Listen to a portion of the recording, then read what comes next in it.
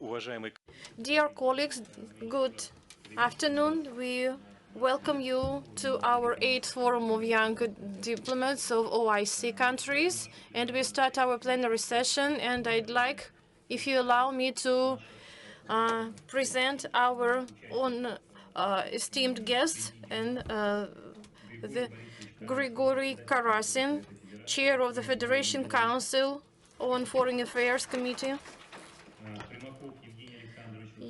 Evgeny Alexandrovich Primakov, Head of the Federal Agency for the Commonwealth of Independent States Affairs. Kul Muhamedov Azamat, Special Representative of the Minister for Cooperation with the Organizations of Muslim States. Kuznetsov Vladimir, Director of the United Nations Information Center in Moscow. Sadikov Rinat Nailevich, the Minister for the Youth Affairs in Tatarstan. Olga Lebedeva, Doctor of Historical Sciences and Professor of the Department of Diplomacy of Moscow State Institute of International Relations in Russia.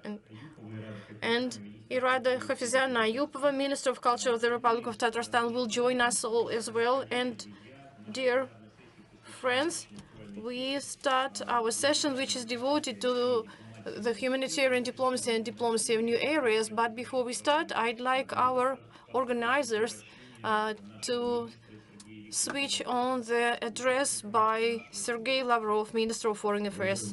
Dear colleagues, friends, I am very glad to address to the participants of the 8th Forum of Young Diplomats for OIC, which is held in hospitable Tatarstan. This event is really significant in agenda with a saturated program that and issues that unite diplomats and representatives of all the expert community.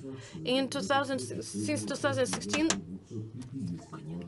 more than 250 young employees of different administration agencies have became the members of this community, which allows them to discuss really topical issues.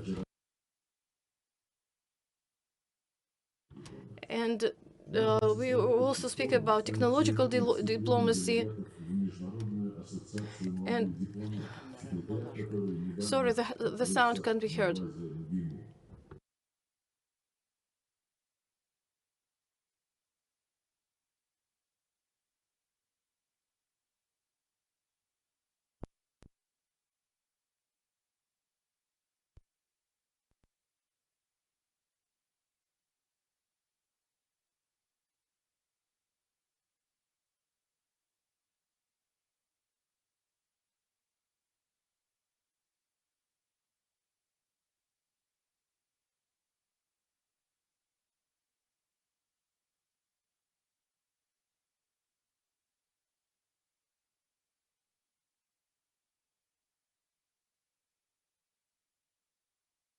Объединяет твердая приверженность культурно-цивилизационной самобытности народов мира, их естественному праву беречь свои традиции и истории, самим определять пути своего развития.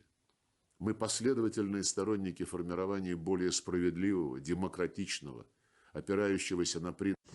Based on the UN Charter multipolar world principles, and our interaction with the OIC countries is gradually developing in all the spheres. We open new prospects for joint efforts, including the youth line. We are ready to facilitate inter-religion and intercultural dialogue, which is common for all world religions that protect all the confessions and that fight with Islamophobia, Russian-phobia, and other forms of intolerance. And I am sure that your contribution in the common work in enhancement the trust and collaboration between our countries will be efficient, and I wish you fruitful work in your interesting discussions. Thank you for your attention. Thank you very much to our esteemed minister. Humanitarian diplomacy and diplomacy in new areas is an important topic today, as you know.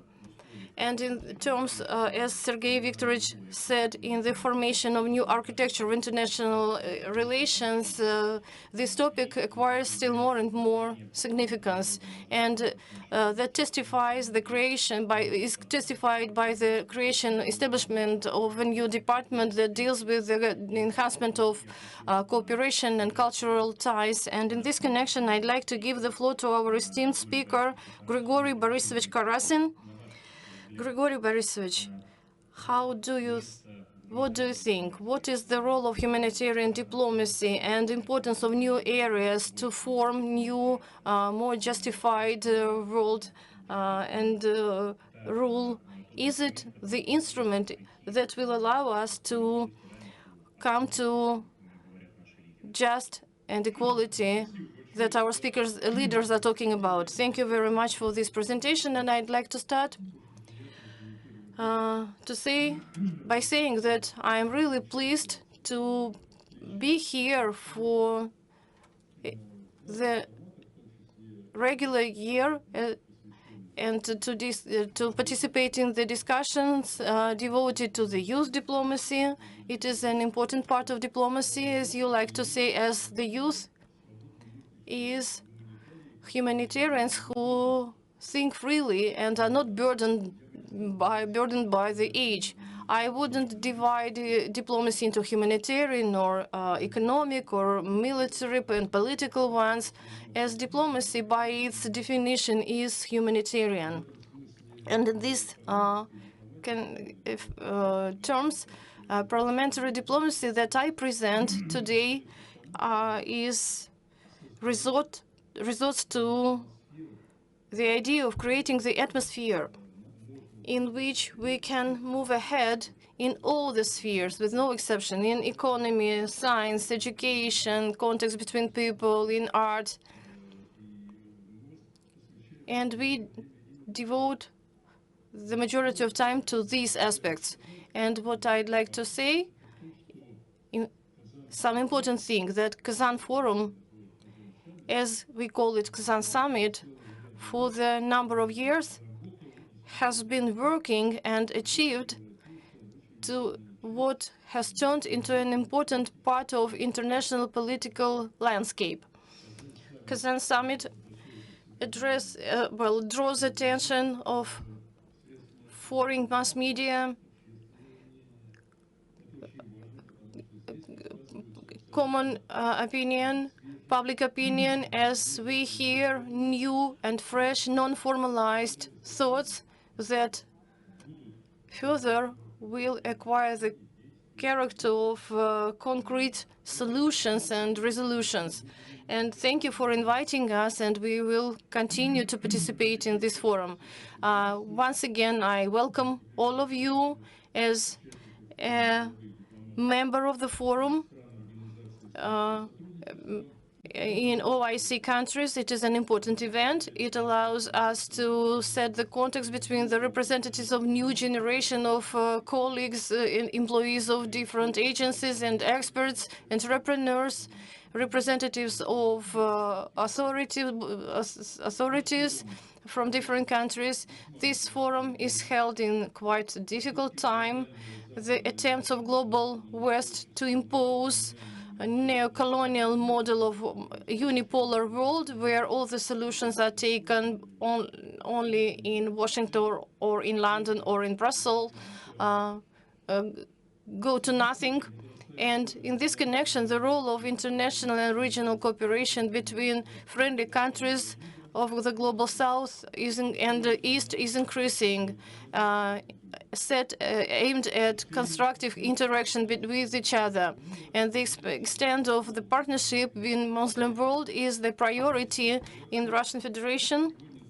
Today, the friendly Islamic civilization rightly becomes one of the important centers of formation of new, multipolar world. Our country welcomes the increase of influence of Islamic world in the international affairs and views Islamic countries as the unanimously thinking countries in the issues of global security and stability. And in resolving the global problems facing which the world faces. And we think that it is important to achieve efforts and create independent Palestinian state within the borders of 1960, with the capital in eastern Jerusalem. In April 2024, this year, the Russian Federation voted in the Security Council UN for Algerian resolution recommending General Assembly, UN Assembly to accept Palestine as a plenipotentiary member of the UN organization. The document, as we know, was blocked by the US that applied the veto. Several days ago, and namely on the 10th of May this year, General Assembly in the UN adopted the resolution recommending the Security Council to review this issue positively. It is the quote. More than 140 states voted for, and only 9 countries were against. That shows clearly the position of the world majority that supports joining Palestine into UN. This year, Russia, as we know, is the chair of BRICS. We welcome invitations of BRICS and that invite such influential countries like Arabian Republic of Egypt, Iran, United Arab Emirates, and Saudi Arabia. We hope that the Russian chairmanship will allow us to extend the ties between BRICS and Islamic cooperation, including the parliaments of our states. We hope for active participation of our partners in the parliamentary forum in July 2024 in St. Petersburg.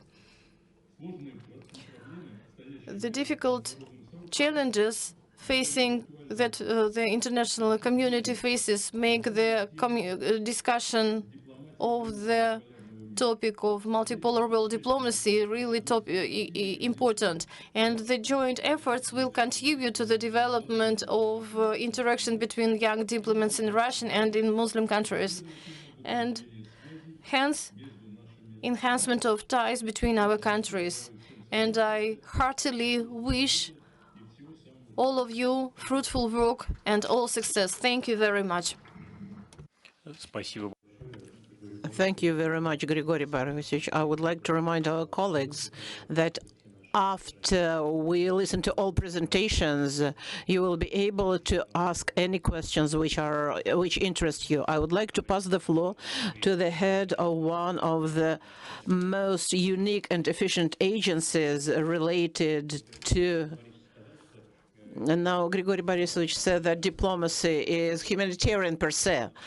But we have a federal agency which is named Rosatrunchestvo. I hope that many of you have heard about it.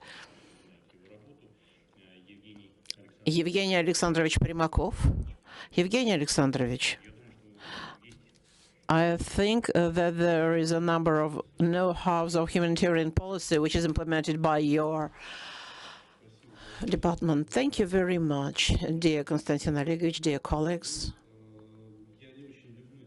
I don't like the term soft power very much, because initially soft power is not correctly translated into Russian. Moreover, it was made up in confrontational context a long time ago by the Soviet Union.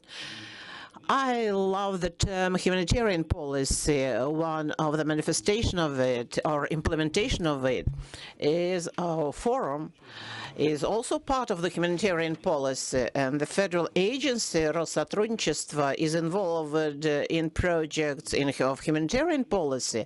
We have a lot of them. We recruit students for education in Russian Federation by the quota provided by the government. Up to 20,000 people a year come to study in Russia every year. And in the last few years, Russia has become the 5th country in the world which is popular for foreign students. This is a very good number for us. These are numerous programs of internship. This is work of our cultural centers abroad in 70 countries. Unfortunately, under present conditions, confrontational conditions, Rosatrunchestvo found itself under strike, and in the European Union we were listed under sanctions, which caused closure of several cultural centers where they studied Russian, where we organized concerts of our music, where Russia could present its great culture. Both Russian and other people living in Russia. We understand that Russia is a home for many and many ethnicities who inhabit Russia. But it happened that our culture is understood by our enemies as something hazardous, which should be banned. I would like to to attract your attention to the fact that in Russia, nobody will think about banning Goethe, Marcus, or some other, or Hemingway, for example, Shakespeare. It's absurd. Unfortunately, humanitarian policy and the policy in culture, as they say, is weaponized from the world weapon. It is something that we will overcome, I think, because it's impossible to isolate, it's impossible to kill these contacts. And today's forum, and thank you, Tatarstan and Kazan, very much for becoming a kind of a capital of public diplomacy. We know that there will be also a BRICS summit in autumn this year. This is a wonderful example of how the humanitarian ties and public diplomacy cannot be killed or even slowed down. I am happy to see your flags, dear colleagues. Of course, it's a pity that we don't have participants from the world of the collective West, so to say. It's quite logical, but we're happy that you are with us. Even if we invited them, they would not come.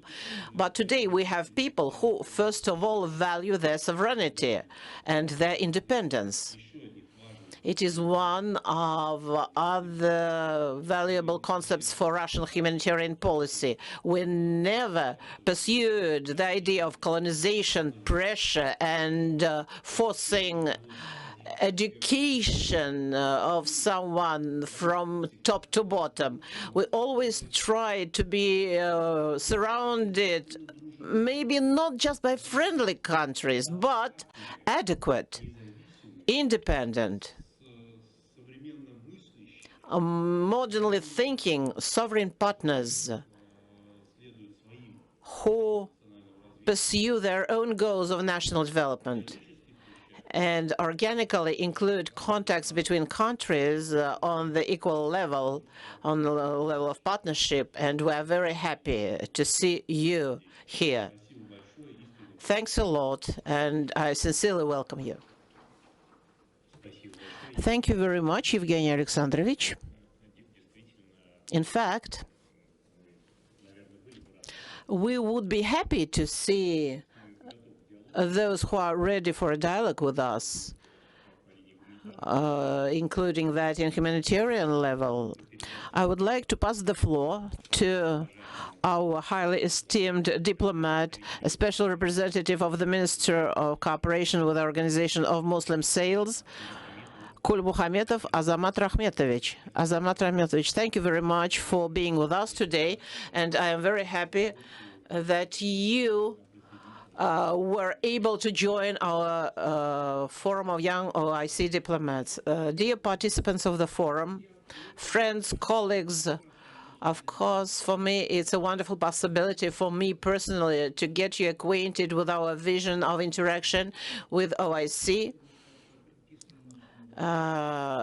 as it was said by the previous moderator, I would like to touch on new spheres of diplomacy. Today, at the session of the Strategic Vision Group Russia, the Islamic World, they spoke a lot that we are surviving a turning point in history when the world is going to the revolutionary changes, and the main vector is the establishment of the just polycentric world structure based on logic of equality. As far as our meeting is concerned, I can see that this process will take some time. That's why young people will have to continue it, and we would like to count on the role of young diplomats in formation of this new, more justice world structure. And I should mention that the states with Islamic civilization, OIC, are our longtime friends, reliable partners in strengthening of multipolar legal foundations between the country on the principles of equality and sovereignty of the states, respect to their cultural and civilizational uniqueness, and the right to define their ways of development. We reject the export of democracy, aggressive forcing of so-called neoliberal values, which was also spoken about at the session of the group. And of course, the efforts to isolate countries which struggle for their own sovereignty and to form allies. And as the humanitarian cooperation is concerned and diplomacy of new spheres, we can consider our active interaction with Muslim states and OIC as a way of stopping the activities of Israel in the Gaza Strip and on the left bank of the Jordan River. But it's not just the humanitarian diplomacy, it's a diplomatic struggle. If we remember how the struggle was for the resolution about the immediate stop of the violence which was exerted by Israel on the Gaza Strip. And of course, now there is a struggle for including Palestine into the country members of the UN. It's necessary to mention that our cooperation does not end with this. We interact also in fighting terrorism and extremism, in promoting interreligious and intercultural dialogue, protection of traditional moral and spiritual values, and also struggle against discrimination by religious principles, including Islamophobia. We must say that we, together with the Muslim states and the OIC, struggled for adopting the resolution on measures of fighting Islamophobia, which Western countries tried to ban. Nevertheless, we managed to do that, and this is one of our joint successes. And if we speak about the topic of new forms of diplomacy, then I would like to mention about establishment of dialogue of the Russian Orthodox Church with the Islamic world, which happened on the sidelines of the Strategic Vision Group Russia, the Islamic world, and the large impetus to which was given by the meeting of the Metropolitan of Moscow and All Russia Cyril, who came to Kazan and met Muslim representatives of the Muslim world. And much was spoken about the meaning gained by the Kazan Forum and the platform of the group of Humanitarian. vision, Russia Islamic world, has got the status of the platform for direct interaction of Russian Orthodox Church with the Islamic world. We hope that this interaction will continue more actively.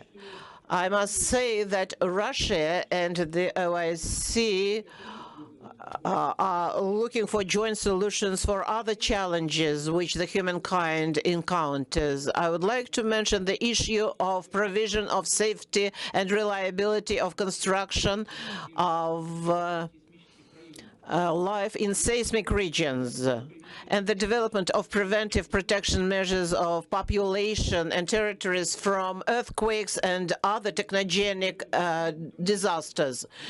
On the basis of the Memorandum of Cooperation between Russian Association on Anti-Seismic Reliability and the Committee of Comstec, Russia Party has planned educational courses in earthquake-resistant structures in Bangladesh, Chad, Uganda, and Niger. The first course has been done also in Karachi in May.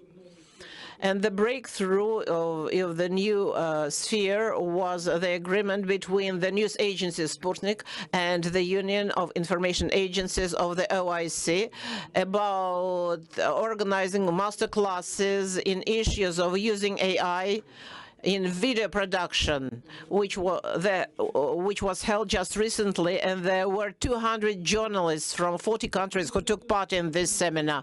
We are ready for active cooperation with OIC member countries, also in development of universal legal framework in informational safety, including cyber crime fight, and also forcing false values of mass culture and unilateral approaches to art.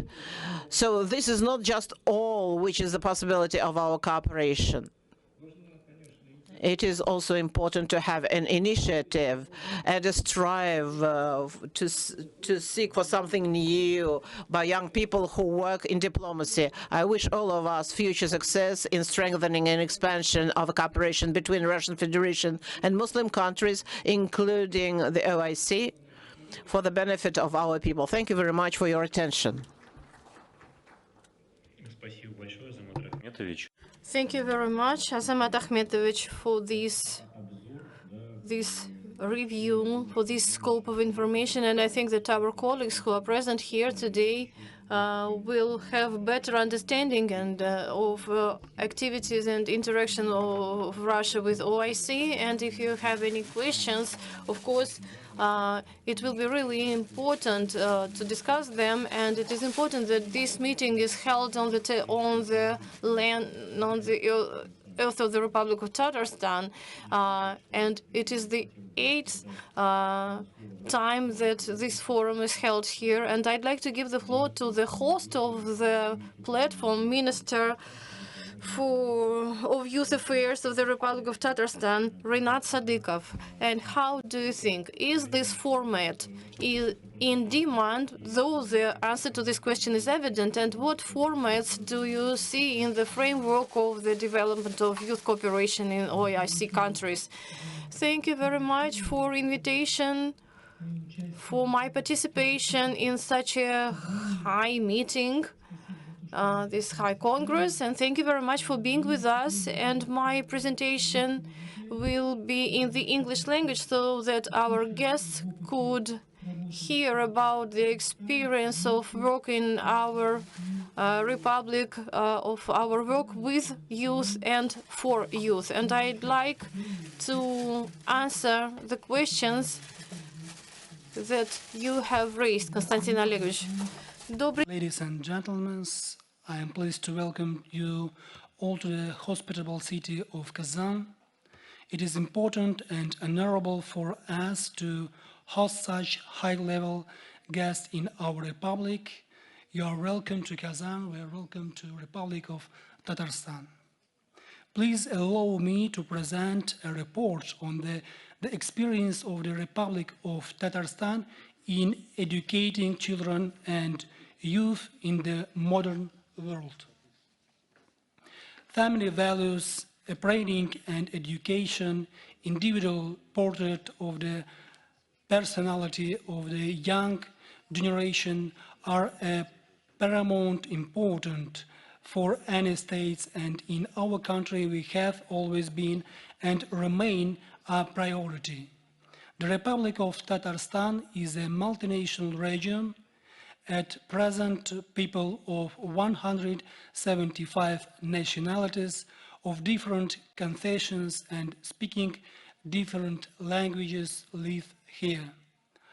Out of 4 million inhabitants, the youth of the Republic is more than 1 million people, aged from 14 to 35 years. Urban and rural students and workers, teenagers and young families, diverse young people with a desire for self-fulfillment. The law of the Republic of Tatarstan on youth is 30 years old this year. During this time, a well-developed infrastructure of youth institutions has been created. The necessary laws and decisions have been up to date, and responsible authorities have been working at the regional and municipal levels. Both municipal institutions and public youth organizations play a special role in the education of the modern rising generation and youth. More than 300,000 young people are involved in their projects and activities. This allows youth to work in a number of areas. In 2018, Tatarstan became one of the first regions in Russia to establish a Ministry of Youth Affairs, separate from the Ministers of Sports, Tourism and Education. I think that this indicates that the main executive body responsible for youth policy has been given additional political powers. Tatarstan has a modern, up-to-date infrastructure of the state's youth policy. There are 387 youth policy institutions in Tatarstan, including 36 youth centers, 226 teenagers clubs, 32 camps for children and teenagers. They employ 3,500 highly qualified, talented and gifted teachers who helps us to educate and from the personality of the teenagers and a young person, preserving and developing centuries-old traditions. A shining example of these works in the modern youth camps, Miras. It means heritage in Tatar language. The camp's Miras is ethnic-cultural center. We've became the first camp in the Volga Federal District with the concept of inter-ethnic unity and ethno-cultural diversity. Here the children can work of their educational, professional, social and our products. They spend creative evening and, of course, to develop themselves in different areas. Each object in the camps dedicated and named after of a national holiday and is a folk art workshop. Multinationality and polyconfessionalism are our heritage and a great wealth. That is why it is crucial for us to develop the systemic interaction of youth and youth organization of the Russian Federation with youth from different continents and OIC countries, as well as BRICS countries, countries of Eurasian Economic Union and Shanghai Cooperation Organization. In recent years, the main partners in this direct have been the IDEL Youth Center, the Salet Movement, the Youth Assembly of the Peoples of Tatarstan, the Tatar Youth Forum, and of course, our Academy of Youth Diplomacy. More than 15,000 young people take part in their projects and activities every year. Thanks to the support, cooperation and implementation of joint projects with the OIC Youth Forum, we have achieved important results in the international youth agenda of the OIC countries. Creating conditions and supporting young families is one of top priorities. The development of a society, a positive demographic situation that ethnical and cultural values and attitudes the next generation of Tatarstan citizens will grow up with depend on the well-being of young families. At present, clubs of young families have been established in districts of the Republic. The purpose of the clubs is to strengthen the institution of the young family by involving spouses in joint cultural activities, teaching the skills of family culture, family relation, a healthy lifestyle, preparing for responsible motherhood and fatherhood, and providing psychological and educational assistance to young families. Dear colleagues, the head of all of youth projects and programs is the mission to create an environment of opportunities for young people and to form a new generation of Tatarstan citizens who love their homeland, their street, their city, their parents and their loved ones, because they will be able to carry on peaceful, good, neighborly dialogue on the world stage. In March 2024, a delegation of the Republic of Tatarstan of 225 people and 81 volunteers took part in the World Youth Festival in Sochi. The World Youth Festival is the largest youth event in the world that was held by the decree of Russian President Vladimir Putin. 20,000 young leaders, including 10,000 foreign participants, took part in the World Forum 2024. Kazan is one of the 5 cities that built a pavilion of the third year of the festival. And after the main program, Tatarstan hosts the regional program of the World Youth Festival from March 13 to 16. About 100 delegates from 50 countries arrived in Kazan, including Italy, Spain, Argentina, Sweden, and Saudi Arabia, and our different countries. Participants in the regional program learned the history and multinational culture of the Republic, visited memorable places and large enterprise, the city of Innopolis, the National Library, the Uram Extreme Park, sports facilities, higher education institutions, a zone logistics center, libraries, and etc. The World Youth Festival showed the whole world our openness, ability to establish new connections and maintain friendship between different peoples, and the Republic of Tatarstan once again demonstrated its hospitality and great potential for the development of youth, international cooperation and diplomacy. And we are glad that once again we have the opportunity to get together and communicate with you.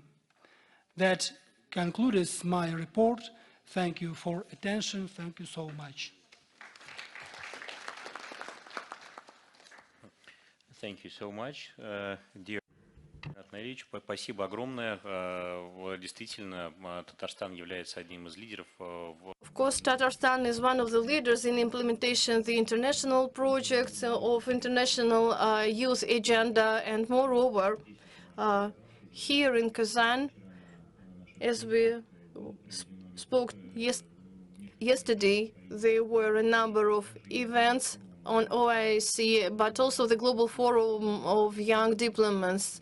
And our special thanks to the Minister of Youth Affairs. And here we discussed the Charter of International Association of Young Diplomats that started working, that opened this year on the basis of Moscow State International Affairs, International Relations Institution, and pursuing the principles and that the Charter is comprised of, I'd like to give the floor to Vladimir Valerievich Kuznetsov, Director of the United Nations Information Center. Vladimir Valerievich, is diplomacy and new spheres, new areas, and UN organization.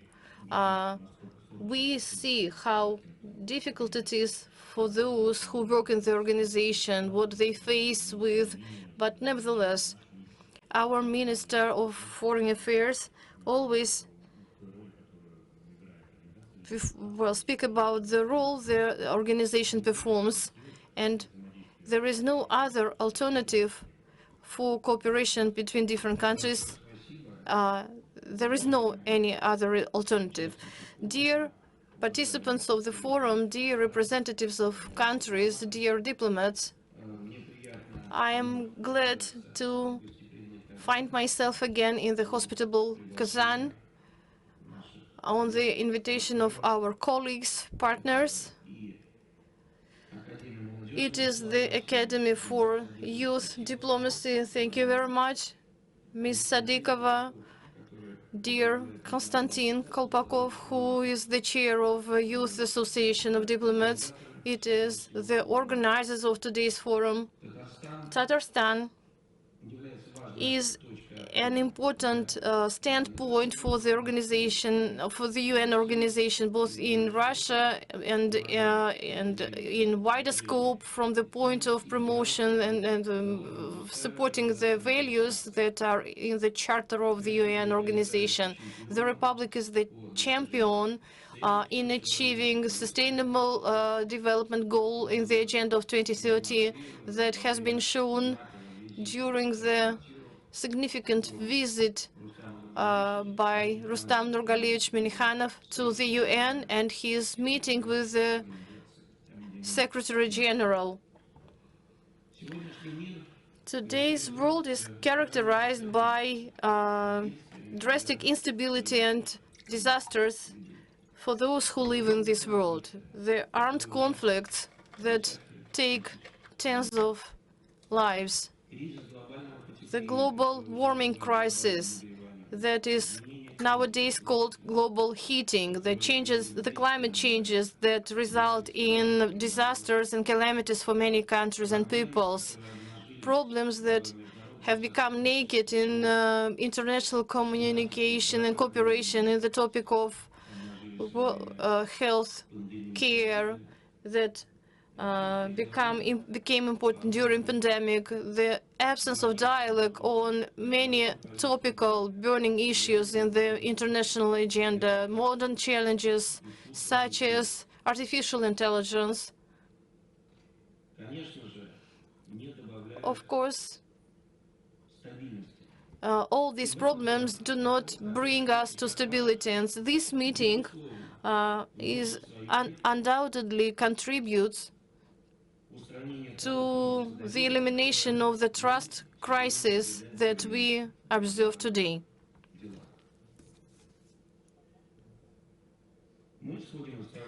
We proceed from the fact that youth is to play a leading role in performing the day agenda of the UN organization in overcoming modern challenges.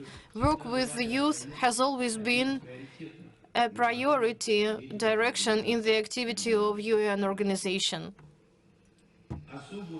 A special opportunity, the Summit of the Future gives the youth a special opportunity, and the summit will be held in September this year. And according to its results, we expect the signing the Pact for the Sake of the Future, which is jointly with the global digital agreement, and digitization of the future will address the efficiency of the UN work. The youth has to become the moving power in implementation of all these plans. The young people always find the answers to the very topical questions, and they offer innovative, effective measurements to solve the challenges of the modern world. As you know, UN was created to rid the people of war and develop international cooperation, and this task covers all the spheres of modern life and human existence. The UN has to facilitate the dialogue between the different people, cultures, and become a the litmus paper in all the spheres of life, in the richness and various character of the world. And that is the force that should be imperative for global development and stimulation of the global government management and democratization of foreign international relations, and supporting democratic world order based on plurality of opinions that are in the that are laid in the Charter of UN. UN has always paid a special attention to the development of cultural relations between different people, and to bring these aims into life. For the dialogue between civilizations, the UN has created the Alliance of Civilizations, initiated by the former Secretary General Kofi Annan at the co-sponsorship of Prime Minister of Spain and Turkey. Since November 2018, the head of this organization is Michael Martinez, and I send you best regards from Mr. Martinez, and the dialogue is the most important component of the UN activity. As such, UN is the dialogue platform, the center for world diplomacy, and it is difficult to overestimate the significance of this work when we feel the lack of trust and dialogue between different countries within UN. But the peaceful future is only possible in terms of dialogue between people of different cultures with absolutely different points of view, and dialogue platform is open for not only UN countries but the representatives of the civil society. And in Nairobi several days ago, there was a conference on civilian society that was held in Africa for the first time, with more than 3,600 people, representatives of the civil society, with the representatives of Russian organizations. And again, I understand how important the influence of the civil society were the words by Antonio Guterres, who addressed the participants of the event. And he used the platform to call for activization of multifaceted approach in solving the global problems. And he called for strengthening multilateralism. Unfortunately, today we see how societies in the whole world are divided because of extremism and violation of human rights, with the increase of fanatism, forcing and suppressing different nations, to say nothing of ideology of white supremacy. The organization supports the efforts aimed at the maximal investment attraction,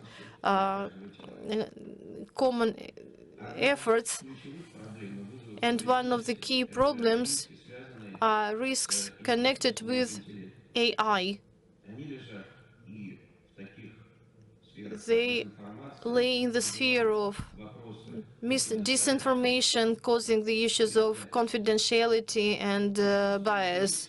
AI is concentrated in a small number of companies and less number of countries. As UN thinks technologies, AI should decrease inequality, but not set people against each other. We proceed from the point that the global digital agreement offered for adoption at the future summit will give partially, at least partially, the answers to the questions connected with AI. In this or that way, each element in the agenda are connected with the human strives and striving to the peace. And the world can create wonders. And even today, in our unquiet world, peaceful building can become the radical action. It is the greatest responsibility of the humanity, and this responsibility lies on all of us. And the Forum of Young Diplomats, in which we participate today, has to play an important role in this common work, individually and collectively as well. I'd like to wish all the participants of the forum implementing all the ideas, and thank you very much for your attention. Thank you very much, Vladimir Valeryevich. In fact, for us it is very important, and your position, which you told us about, and understanding the role of youth in the UN. Moreover, that every year this role is growing. And it goes without saying that we will take the most active part in establishment of some institutions which are being formed in the office of the UN, in youth issues, of course, and various conferences and summits. Today, every expert opinion is very important for us, and I am happy that we have Yuri Konstantinovich Shafrannik, the chair of the Union of Oil and Gas Producers of Russia. Yuri Konstantinovich, could you please share your viewpoint on humanitarian diplomacy and diplomacy of new spheres? I will try to be brief and focus on Grigory Borisovich, but my friends, great diplomats, heads of ministries, asked to touch the issue of economic factor in diplomacy. Currently, I represent the Union of Gas and Oil Producers and the Supreme Mining Council of Russia, which unites everyone, all enterprises in mining industry. We live on it. It is our power. We are For more than 20 years, we have been an official consultant of foreign ministry in issues of energy strategy, energy policy in total. Including our main institute, for more than 20 years has been the main developer of the economic strategy of Russia. In the last 7 years, it is the different institute because we have some discrepancies in some internal issues. I'm going to be quite honest with you because I think that here we have those people who are interested in what we have just announced: multipolar world, sovereignty, taking into consideration interests and so on. That's why I'm quite honest with you, and I say that our institute is not developer for the last 7 years because in several issues we have different meanings. The life proved that our evaluation was more correct for Russia, first of all. It's a huge experience because we facilitated, promoted, took part in, sometimes very actively, sometimes not, interests of Russian enterprises, interests of enterprises and companies of the world in Russia, in the sphere of energy, first of all in mining, oil, gas being the main of them. As we are not having a discussion but just presentations, I would like to touch the following issue. All presentations and you who are sitting here are really an example for me, because now I'm going to touch upon a very acute topic. What is more interesting, policy or economy? And you diplomats, or those who want to become diplomats, you are between pure policy, aim setting, sovereignty, and between some issues of economy. The experience of recent years makes me say that policy is the initial and is more important than economy. Yes, economy is the basis, yes. It supports and lobbies its interests. It sets tasks to politicians, but nevertheless it's secondary. Because we, starting from 2010, I will give you several examples, but if to speak about my life in the oil production, I've been doing this for 50 years. I can give you 50 factors which prove this. But just look. I lay the responsibility on you. What is more important, the consumer or the producer? It is a very simple question. No, it's about 10-15 billion just lost or wasted. And whom did it connect? Those who produces or those who consumes? Well, ideally, you must say that it is a symbiosis, that everyone will benefit. But an oil project, just believe me, it is at least 25 years. Any oil project, even the smallest one. In fact, it is about 50 years. And when you begin an oil and gas project, it means that you have to foresee 50 years ahead.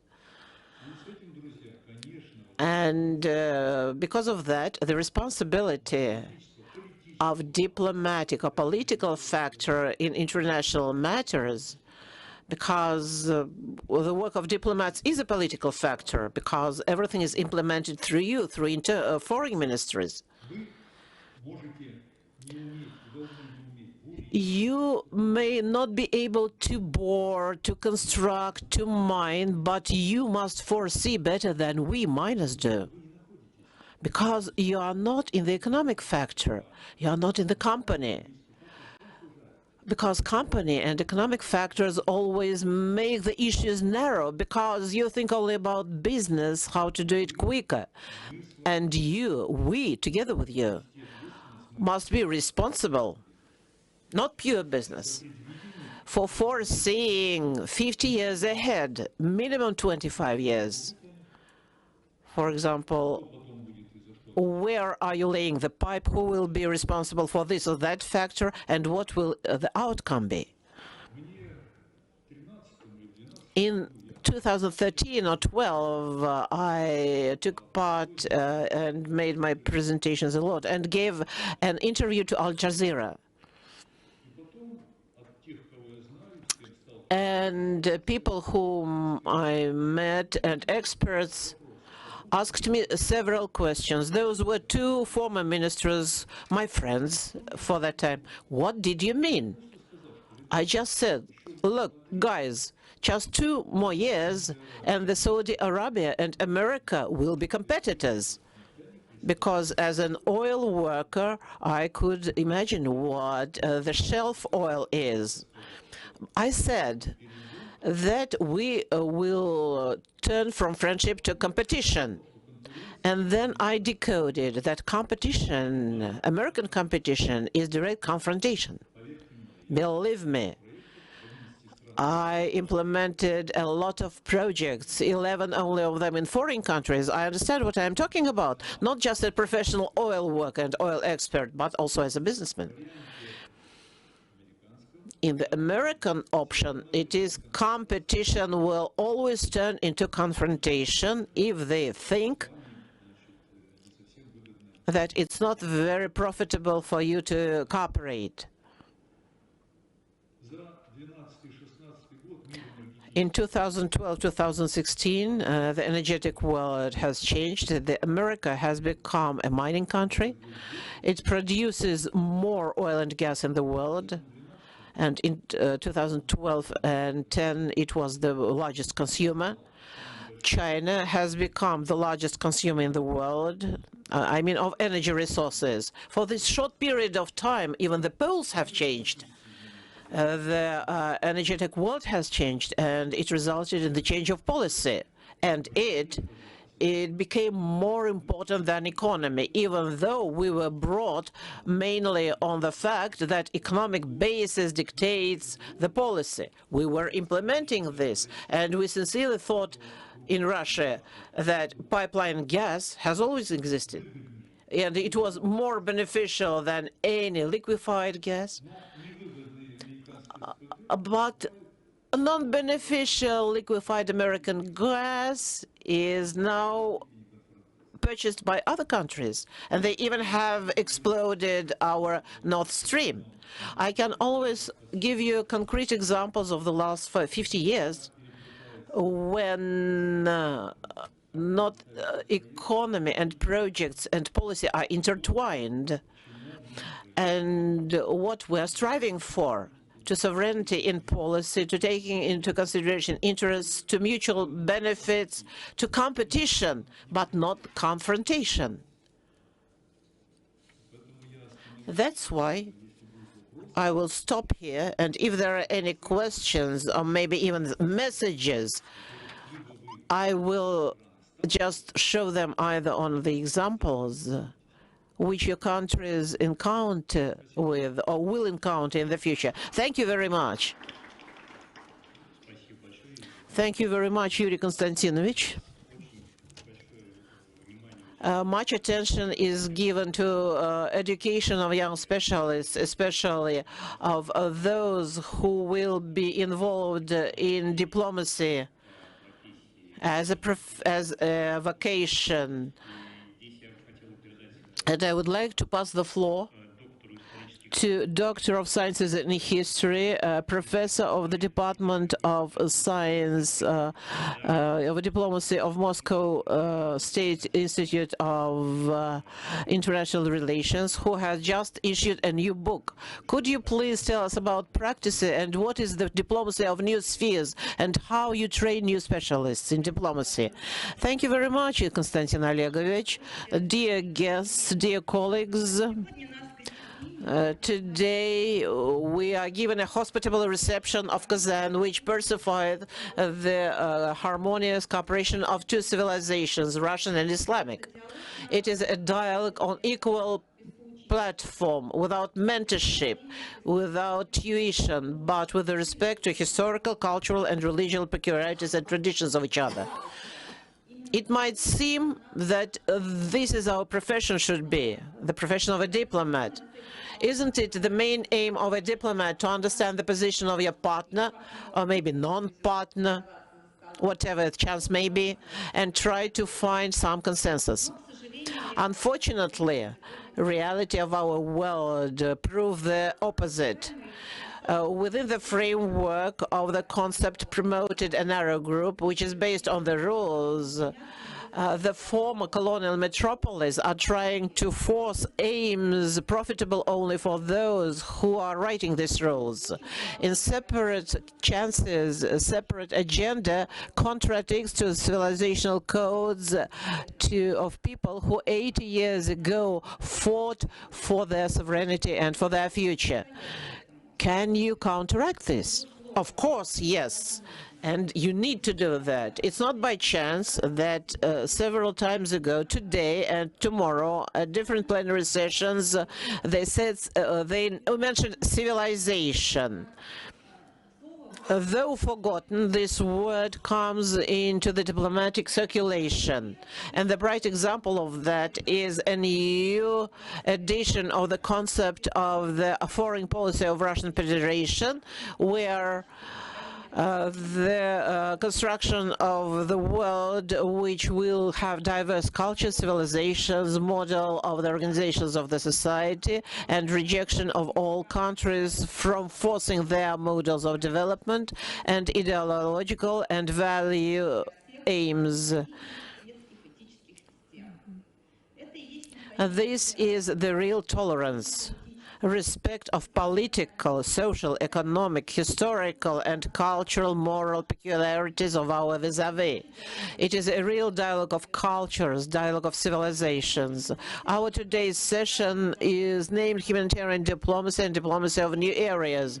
In reality, in the new world, the range of issues which diplomats have to solve is becoming broader and broader, starting from traditional issues of war and peace. The diplomats discuss global programs.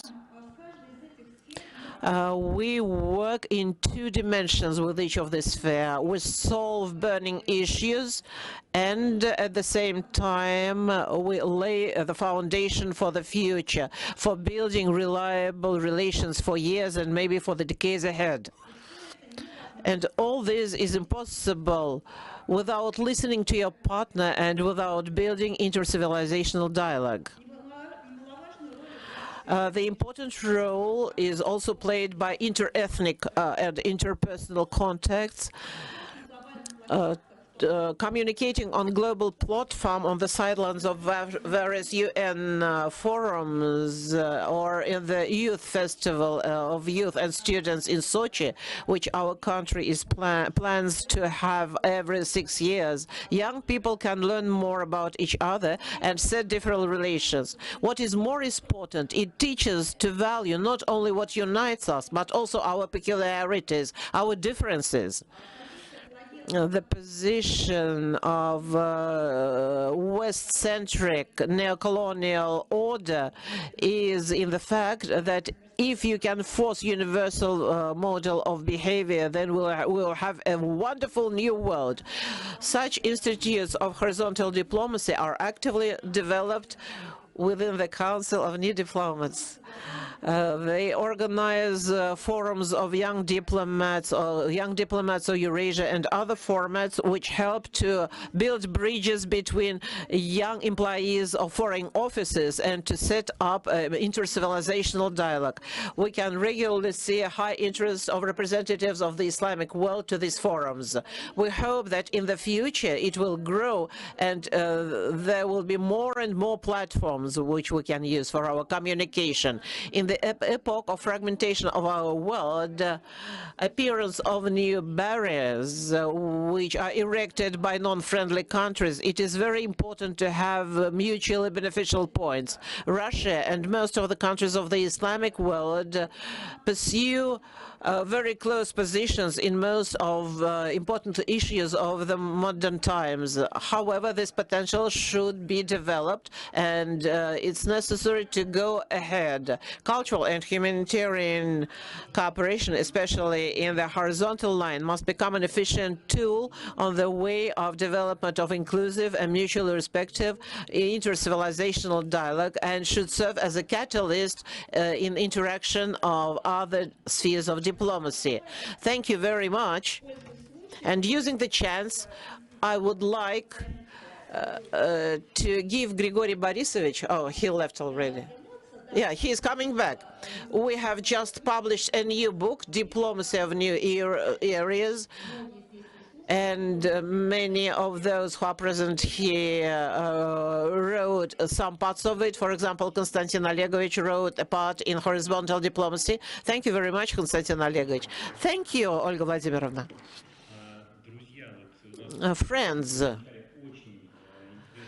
we have listened to very interesting presentations. You have a unique possibility to ask questions to our highly esteemed speakers. Grigory Borisovich has left us just for a minute. He is coming back. He has to make a call.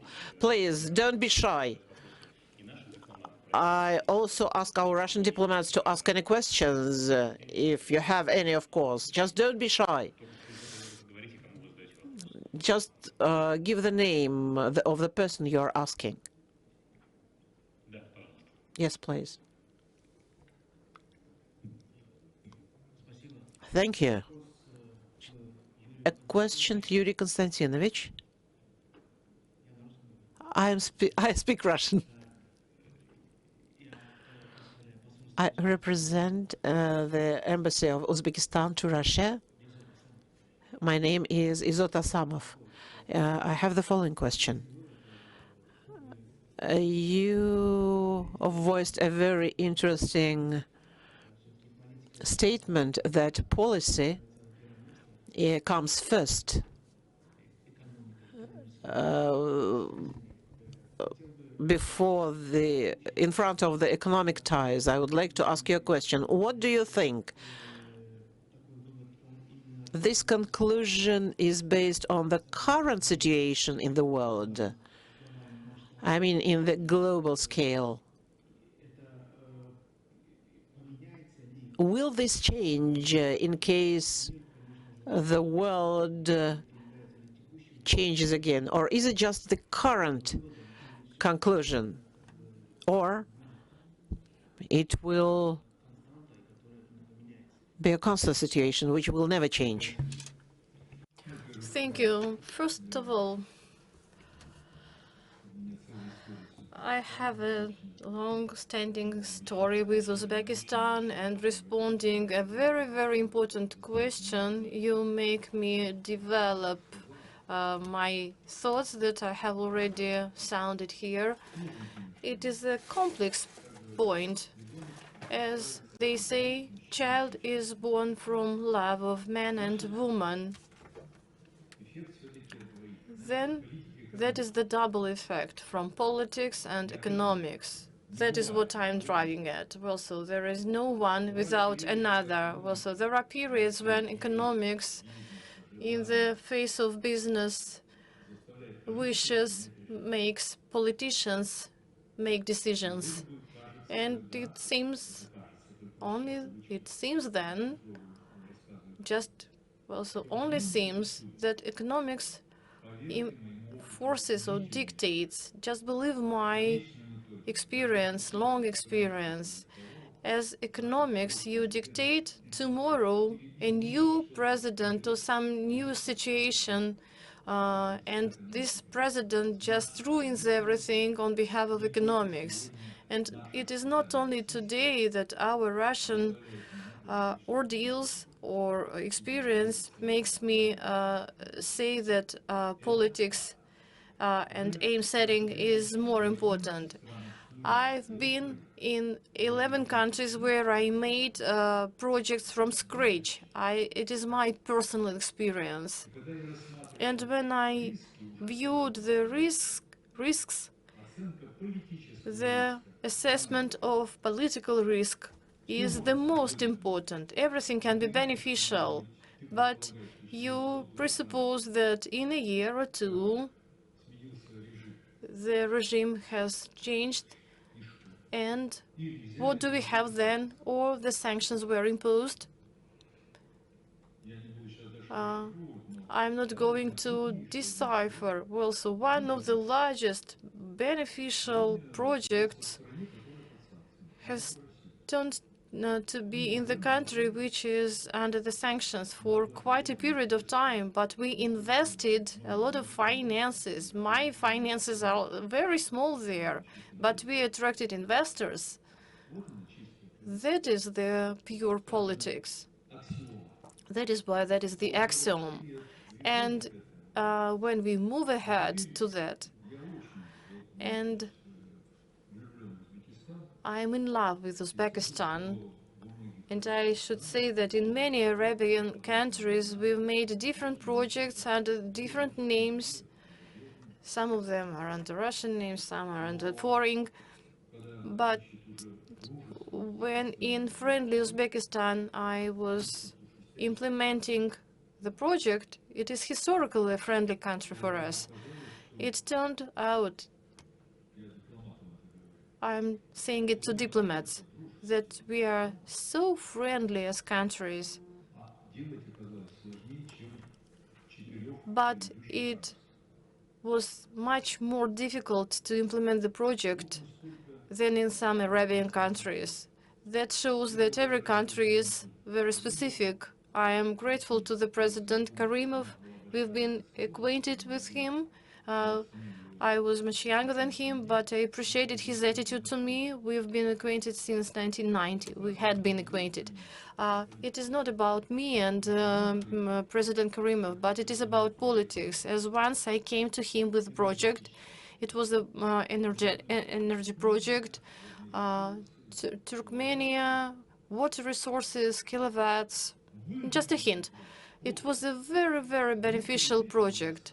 And prior to that, as a cautious person, they advised me not to ask the questions straightforward to Karimov, but I found an opportunity and asked, Mr. President, just trust me, can you? I follow the project and I understand the profits and revenues. And he said to me, if you were not Shafranik, you would pay a high sum, as we are not friendly with that state. And he said that he knew that it would be beneficial, but the project wouldn't be successful. And he didn't give me a chance. And what is it, politics or economics? Once again, I repeat, and I lay responsibility on you. Whatever we speak from the point of business or economy, whatever, no matter how we involve you, the political risks stand first. Another example, are there the representatives of Saman, a beautiful country which I've been connected with. I was the head of the board of management, which is called Caspian Pipeline Consortium.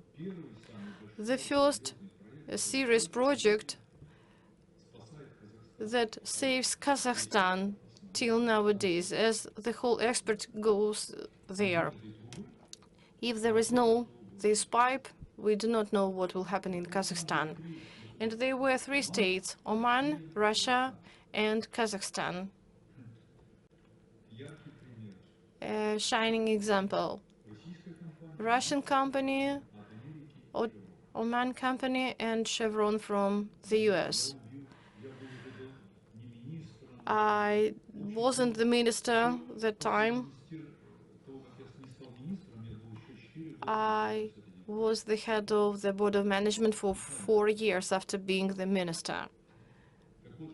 And I traveled between Kazakhstan, Oman, and Russia and promoted an idea. After all, Chevron finally through the US, and both Kazakhstan and Oman made behave them the way which was beneficial for Chevron. They made them do it. And only then did Russia, in a mild form, equaled this situation, not through economics, but through politics, not through economy, sorry. And I hope I have answered your question. Just take it as advice. And also Nord Stream that we failed with. And why did we build it? Well, it can be just a joke to ask such questions for us. And you should take into account, you should stuff it into your pipe and smoke such examples, mutual benefits and political risks when signing agreements. Oil and gas projects, minimum 25% risks, minimum, or 50. Well, so you should view these points. I am an oil worker. I can pretend to be a simpleton. Well, so they ask me to build something, I just do it. Or either say no. Thank you for the question. Thank you very much, Yuri Konstantinovich. Well, so the experts from economics and politics. Are there any questions from you? Dear friends, colleagues, please welcome with your questions. Good afternoon. My name is Sarah Yasmin Nadir from Algerian Ministry of Foreign Affairs, First Secretary, Head of Office. I have a question to Mr. Yuri Shafranik and Mr. Grigory Karasin. So the question is very simple. I think that there is like a famous expression that we used to say in strategic studies that it say that money is the sinew of war. So do you think that this expression is still applicable on the modern wars, especially that they are asymmetric, irregular wars, and especially on economic and energy wars? Thank you so much.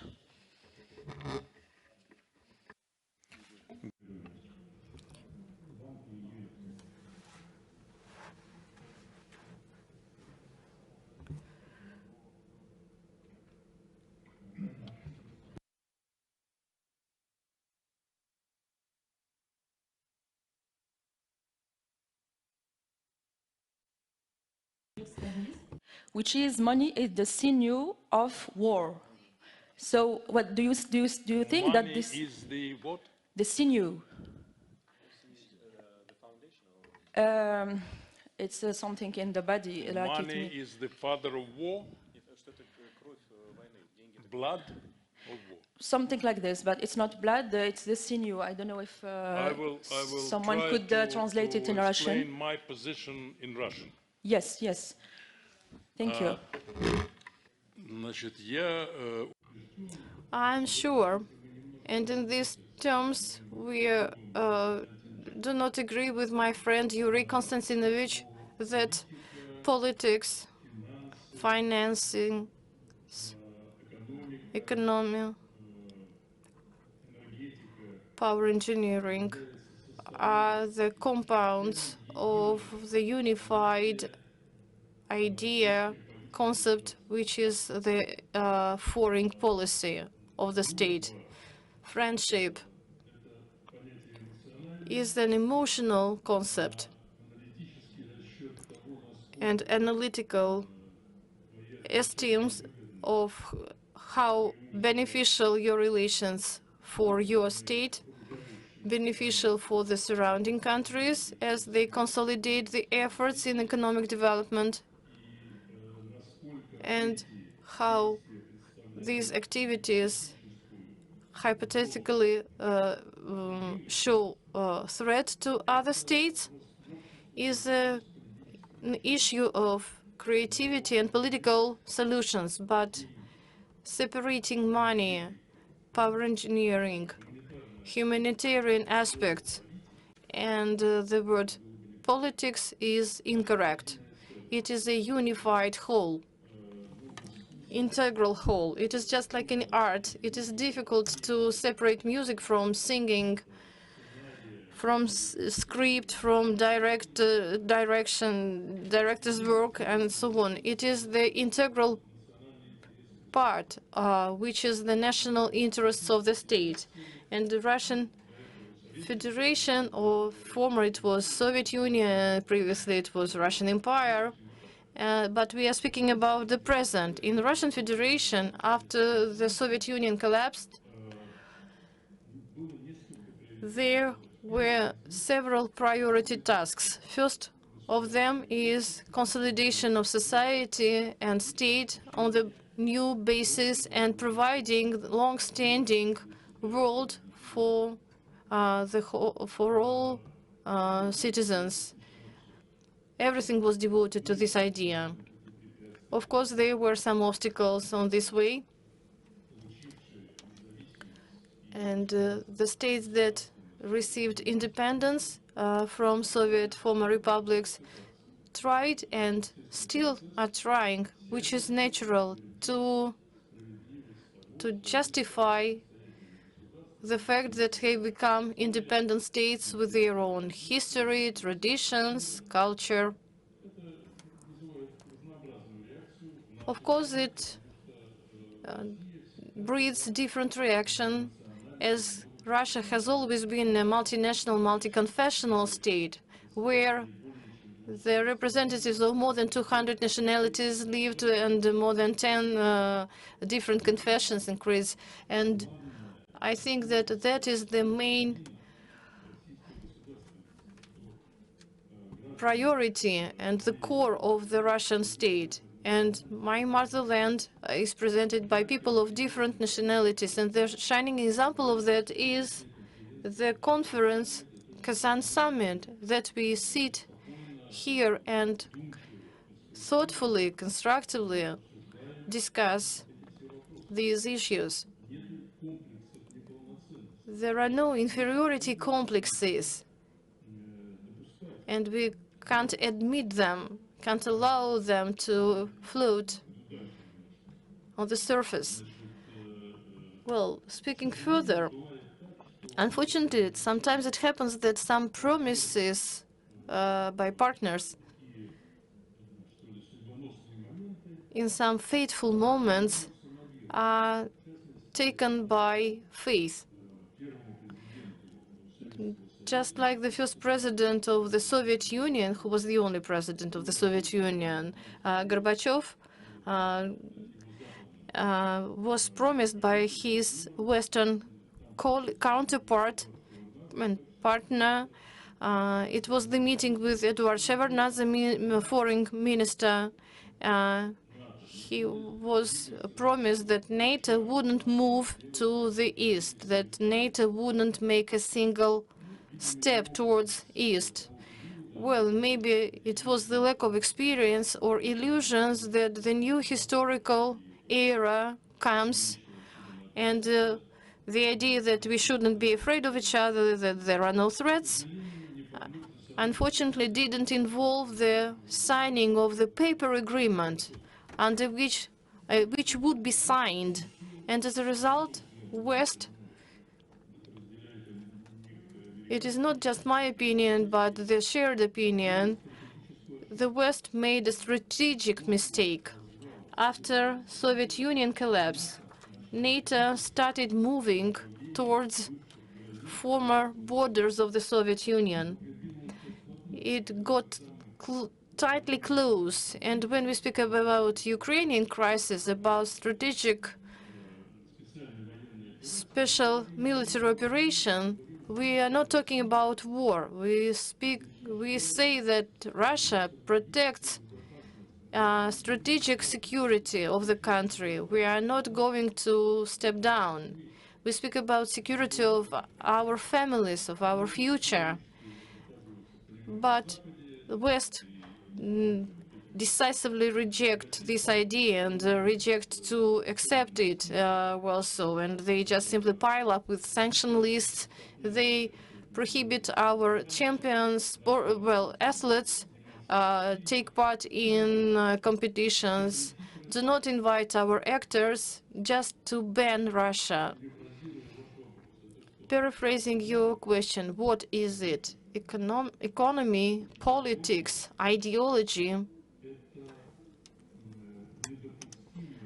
It is unacceptable in international relations striving for dictatorship, which unfortunately the Western community got used during the last centuries. It wasn't bred yesterday. If you take Africa, Middle East, Southeastern Asia, Western countries, London, Paris, Berlin, for a period of time, and Washington now had this concession, and they, as Barrel said, they live in the thriving orchard, and some others live in some unclear conditions, and this orchard should be planted everywhere. We can't agree with that. And now we are on the water hold when West will have to make very difficult for them decisions. We will stand our ground. We have enough strength for that. And in the so-called third world, people from the global south will understand us. As we struggled colonialism, we achieved great results in liberation of number of countries and peoples from colonial ego. We developed economy and friendly relations and so on. And all of a sudden, because of ambitions of Western community, it all came to an end. And it's up to us to decide. We preach goodness and we need security and safety, but the opposite part wants to ban and to crush Russia with their friends and counterparts, to make sure other countries, to persuade countries to not contact with Russia. Now we observe an interesting episode in Georgia. In the United States, in 1938, if I'm not mistaken, there was a law adopted. It was a law against foreign agents. It was a very harsh law. And those people who received subsidies or grants from abroad are taken onto a special account by the legal agencies, so that everyone understood that they represent not only their own interests.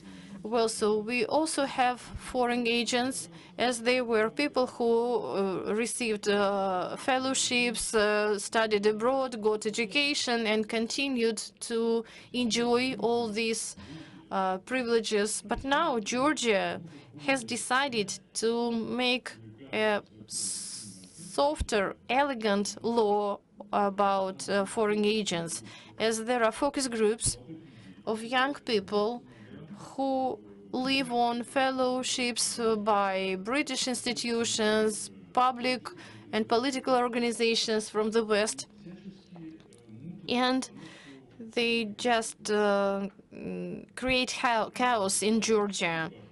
And political parties,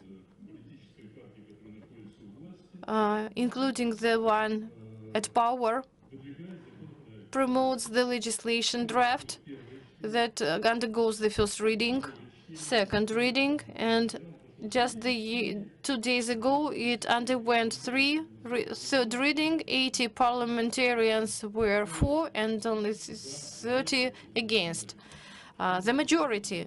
What happens in the street? And in the streets, we see the foreign ministers from Estonia, Latvia, Lithuania, some other countries close to Scandinavia, and preach openly the idea of upheaval of the existing power. How can we characterize their activities? Of those who are the NATO members who declared Russia as the enemy and want other countries to do the same. We can't be quiet about that. Also, about getting back to economy. Of course, it is a driving belt, as if economy works properly well and gives results, it is much more difficult to swing society. And just getting back to the speeches of our president and other politicians, the task of Russian Federation is the developing of dynamic economy aimed at which is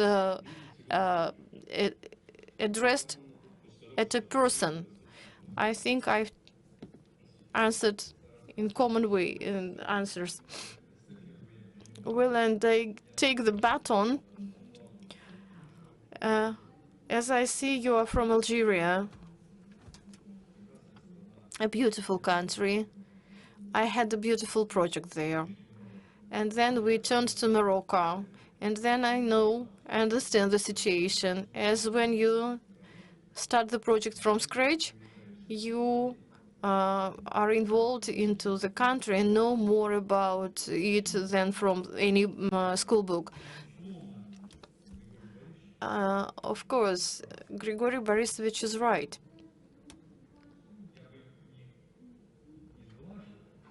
I wouldn't mild. Of course, it is a symbiosis, this and that and so, and it all brings to the image of the country, economy, politics, people, everything.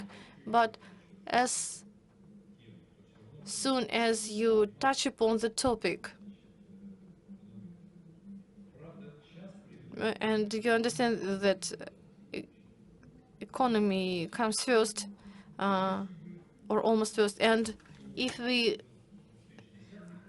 lived in 2010, now, America wouldn't impose sanctions, as it depended on Saudi Arabia and Russia in energy, and they didn't have shelf gas only for specialists. There was a narrow layer who saw the success of this shelf gas, and they wouldn't be able to cover Europe.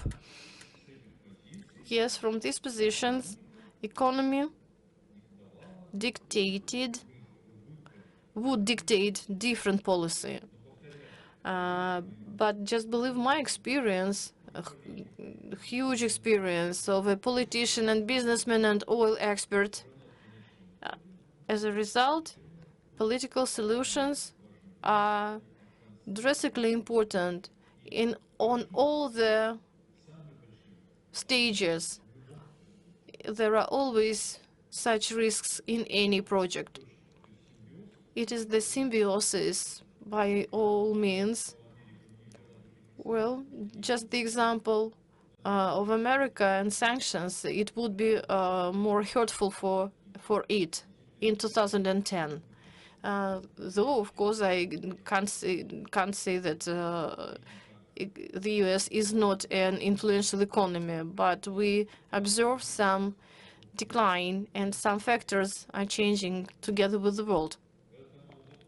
That is what I wanted to say. And proceeding from what Grigory Borisovich said, a little bit of politics. Soviet Union and Russia, we were, after 1990, we were busy only with our own issues. As the collapse of the Soviet Union was not only in the republics, but it penetrated all the spheres in Russia, and Russia went through the federative law, adoption of constitution. Don't forget about 1993 tragedy when the parliament was shut. Yes, we have failed to do quite many things during the decade of the 1990s. And our friendly republics, we couldn't influence them. We were busy with our own dramatic situation. As for Grigory Borisovich, I will disagree. And I hope that you, our friends, will be wiser in your countries, as Russia has always tried to be sincere, to come to agreements and to take interests into account, interests of other countries. Maybe I am too patriotic, but we take into account the interests of all the people. But what I can disagree about is that in business, only in business, I overcame the following stages. Well, at the expense of different factors, I receive a project, just a piece of desert, startup. There is just nothing that I have. I don't only dream, but I am sure that I will make a discovery. I attract money. My project is financed only for me, and then I attract financing of others. And if you lose 50% of control over a project, well, you are respectable. They shake your hand, but do whatever they consider to be necessary. There is an independent board of management. I am a specialist. The project is given to me, but they do not think of my interests. They think of their own interests. And even if you sign an agreement, we know, and Minister of Foreign Affairs know even better, that there is a number of agreements that have been cancelled, especially on security, strategic security. And I think that even if we signed when leaving the Eastern Bloc agreements with the US, maybe after some 5 or 10 years, okay, let's say 15 years, they would find ways to cancel or annihilate these agreements. I'm 100% sure, as it is an ideology of capturing the space, economy, influence. It is inevitable. You may only confront with your force, your insistence, your persistence. There is no other way. If you have your own force or joint efforts, then there are no problems. Then your borders are safe. But also, if there are no such factors, then you're just a dreamer. Well, in terms of Soviet Union, the contradiction was possible. Otherwise, there are no variants. There are no variants to join in as BRICS, to find Islamic world a symbiosis of their own interests. There is no alternative. You work on your own, no matter what agreement is signed. It will be just for a period of time.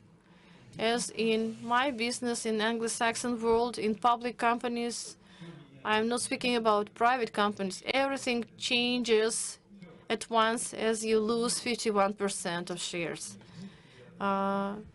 Yes, you are a founder, but just step aside, as they try to say to Russia. Yes, no problems, but please step aside. Well, it is a very complex question that you've asked us, but this question created a lot of ideas. But I hope that we've touched upon the topics that will resonate in your countries. Maybe tomorrow you will become ministers or prime ministers. All success to you. Thank you very much, Grigory Borisovich, Vladimir Konstantinovich. Well, there are more questions. We are quite pressed for time. Well, so 3 short questions, and we will come to an end.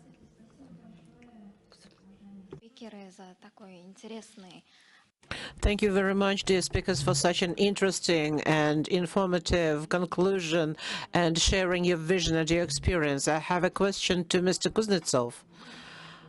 As we are encountering the fact that despite the UN is a structure where every country can express its opinion. Nevertheless, they question the achievement of constructive decision which can satisfy all participants. I would like to ask for your opinion. What principles of multilateral diplomacy are the key ones for achievement of efficient solutions which could satisfy majority of state members or other stakeholders? Thank you very much for this question. Yes, in fact, for us and for officials and employees of the Secretariat, maybe for all member countries, the UN Charter is important in its integrity and interconnection. All statements and principles of the UN Charter are equally important, and I would not single out which of the statements is more important and which is less important. But at the same time,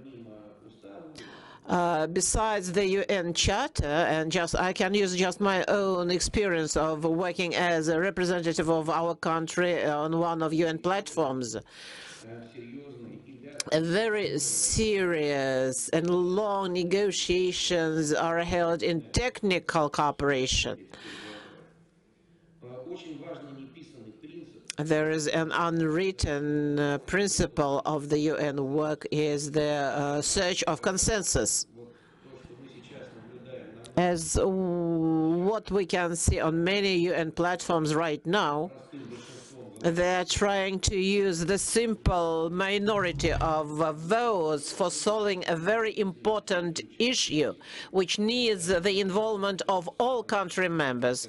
And just to expect the fact that the countries will follow this, no, it's quite naive. I remember quite well that at that time, it was in 2008, 2009, 2010, there were some other factors which are present right now in international relations and in the work of international organizations. I'm not going to mention them right now. We spent a lot of efforts and work to reach some consensus which could satisfy everyone, despite the possibility of discussing the question and putting it to vote. That's why, for me, as a representative of the UN,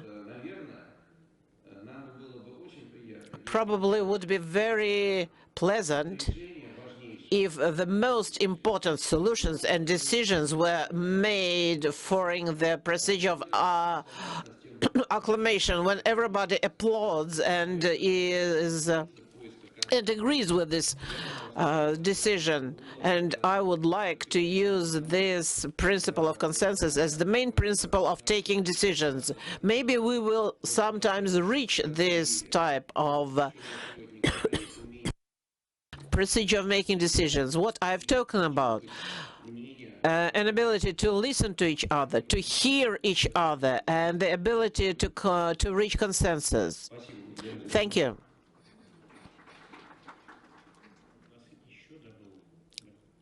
Please. Thank you very much. My name is Safia. I represent the Foreign Ministry of Chad. I have two very brief questions. The first one is to Evgeny Alexandrovich. In Chad, students who get the school certificates till the moment of being enrolled into the university lose 2 years. How? First, they will get the quota to get enrolled in the Russian university. They finish the school in June, and the possibility to submit the application to the quota they have only in September or December, from September till November or February. And to get the result of this quota, they will lose a year. And coming to Russia, they have to pass the preschool year. And again, they lose another year, thus losing 2 years in total. Is there any possibility to open the pre-university departments in our country, or it can be related also to other countries as well? Is there a possibility to cut this time or this period for just to a year or several months? Thank you. And and the second question, yes. Unfortunately, Sofia, we cannot do a separate enrollment for every country. It depends upon the academic year, when it starts in Russian universities, because foreign students pass the education in Russian universities together with their friends from Russia. So the academic year starts when it starts. So there is not some separate rule for every country. And students from Ghana get their school certificate, or from Chad, sorry, school certificates later. We cannot do anything with that. As far as the pre-university department is concerned, unfortunately, in Chad, we do not have any cultural center. The opening of a cultural center of our agency is the product which is done by the result of intergovernmental agreement. It takes some time, you know. But nevertheless, we are now working on the history when we are trying to organize online pre-university department so that many students can pass the Russian language training beforehand online with Russian university teachers. In particular, we are negotiating with Kazan Federal University, which is ready to help us. And as soon as it happens, we will inform you. Of course, we are interested in the fact that students do not lose time. Thank you.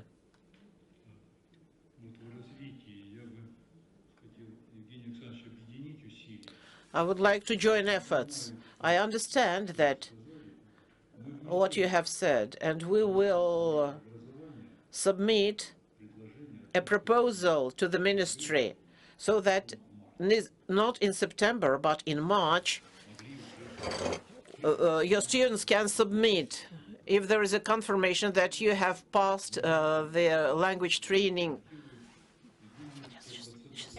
No, no. And we can see that I can promise 50% sure that we will be able to do that.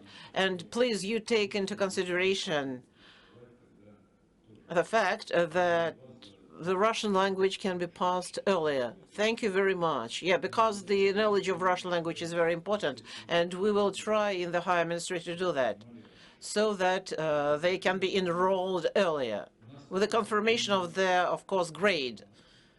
We have such an example. We have solved once when the Crimea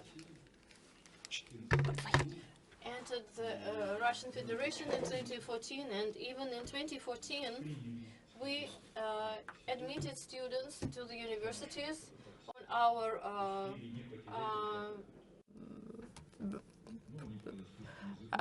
request, and students didn't lose the year. Well, so though the level of training was very low, but we introduced this request and ministry responded to that. I can't promise, but also that is possible.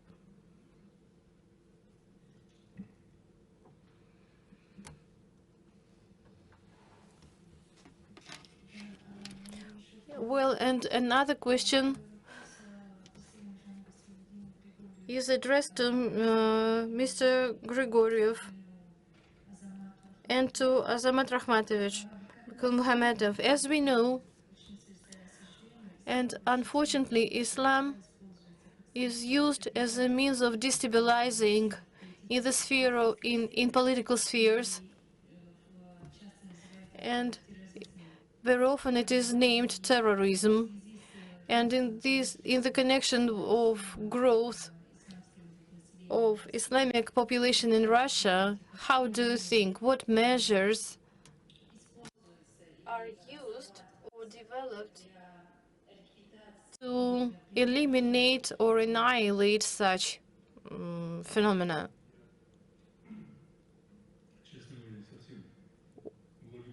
Honestly, I do not understand the question. If you speak about the terrorism, fight against terrorism, of course, this fight is global by character.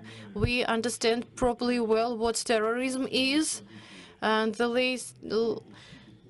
late events in Crocus City showed what it means for common people.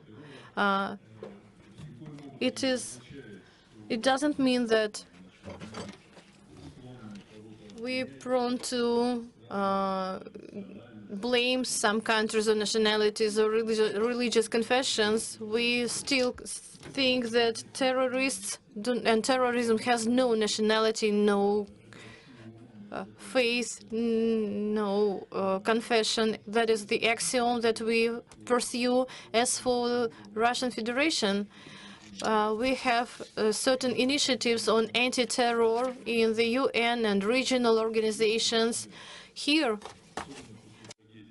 after the tragedy that happened, we take quite radical measures, but they don't mean any limitations for friendly states, for our partners in international relations. They have only professional character. And this fight against terrorism should continue and should be absolutely clear in their form. And I'm absolutely sure that terrorism should be defeated, but it should be done only with joint efforts. Речь идет о внедрении, в том числе распространении правильного понимания ислама в обществе, особенно среди молодежи. Это действительно многоплановая задача, и она должна решаться совместно, ну, во-первых, на уровне, естественно, международного сотрудничества, а если говорить о внутригосударственном уровне, то, естественно, во взаимодействии между государственными и общественными структурами. Прежде всего, конечно, речь идет об образовании, в том числе исламском образовании. И в плане исламского образования речь должна идти о том, чтобы действительно пропагандировались правильные ценности ислама, не допускающие и correct of Islam, which does not let any extremist interpretation of it. In particular, in Russia, when solving the issues of sending students to this or that Islamic states, we take into consideration how Islamic subjects are taught. That's why we are trying to regulate this process. And as far as I know, there are many students who study at the religious educational institutions of Egypt, United Arab Emirates, in the countries where they teach moderate Islam, so to say. Well, it's not the correct term, of course, but it is one of the ways. On the other hand, we are speaking about work of the state bodies in prevention of spreading extremist manifestations of Islam. And this is also the work of law enforcement bodies, which also must monitor the work carried out in mosques so that they don't use any sermons which call for the believers and young people to some anti-law activities. So I think this is the answer. Thank you. Thank you very much, Samat Rahmetovich. And just very, very quick question. The last quick question. Thank you very much. My question is to Azamat Ahmetovich. I would like to express my gratitude for such important presentations, all participants, all presenters, all speakers. Azamat Rahmetovich, my question is as follows. Which practices of interreligious specifying Russia can, or Concord, Russia can export to Nigeria and Chad, where there is no solidarity between Islamic and Christian population? First of all, you are speaking about of inter-Islamic. No, between Christianity and Islam. Russia is 1,000 years of peaceful coexistence and concord between Islam and Orthodoxy. As far as Russia is concerned, we can speak only about single examples of misunderstanding, maybe some coercion between Muslims and Orthodoxy, because Orthodoxy are the majority of the population. I don't know. I think that, in fact, to speak about the presence of some contradictions in this sphere is not worth. Speaking about the practice, it is a multi-century experience of interaction and cooperation, which started in the Tsarist times, because Catherine the Great's efforts established the spiritual board of Muslims in Ufa, which freed the possibility for Muslims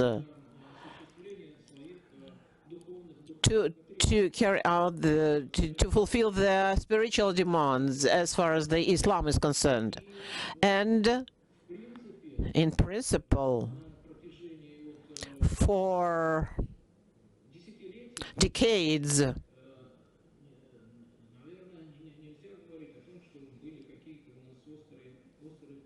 we cannot give any example of any acute contradiction. So there was a rebellion by Pugachev in the 18th century, in the end of the 18th century, with participation both of Muslims, Bashkirs, Orthodoxy, Tatars.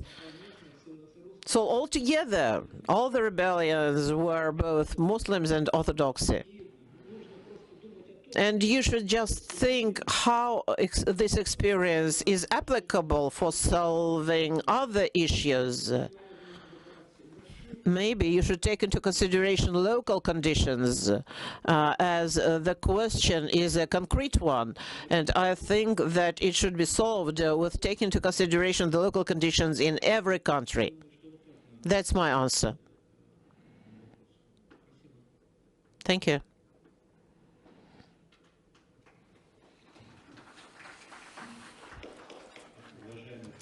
Dear colleagues, thank you very much that we have been working for 2 hours already testifies about sincere interest to our discussion. Let's give a round of applause to our speakers. And before going apart, I propose to have a family photo. Please, everybody is invited to come close.